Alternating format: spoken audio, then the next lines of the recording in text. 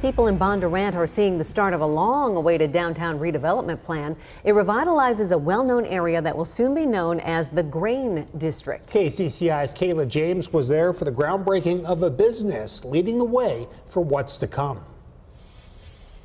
The city of Bondurant is digging into something new, something some call exciting, the beginning of what will be known as the Grain District. Named in honor of the grain elevators that still remain in Bondurant, sitting where the former Landis co-op site remains. The attraction was the towers. Scott Trzynski is the founder of T12 Distillery, who suffered an injury to his T12 vertebrae 15 years ago. The distillery will be constructed here using some of the silos, keeping them standing tall and making the distillery work with them. I've been to several distilleries and none of them are accessible, right? There's always a different way you've got to go, or you can't get to the equipment to really see that process. And so I'm making sure that within our distillery that'll happen. The distillery is expected to be one of the first, if not the first, business on site of the Grain District. I've had a couple of hotel flags are interested.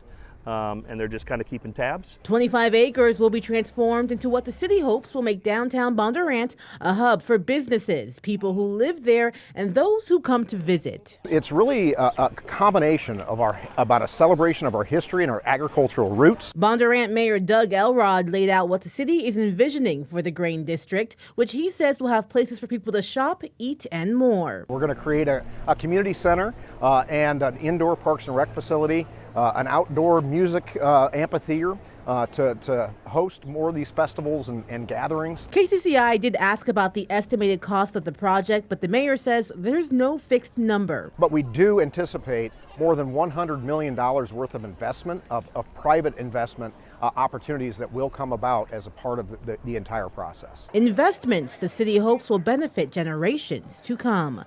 In Bondurant, Kayla James, KCCI 8 News, Iowa's news leader.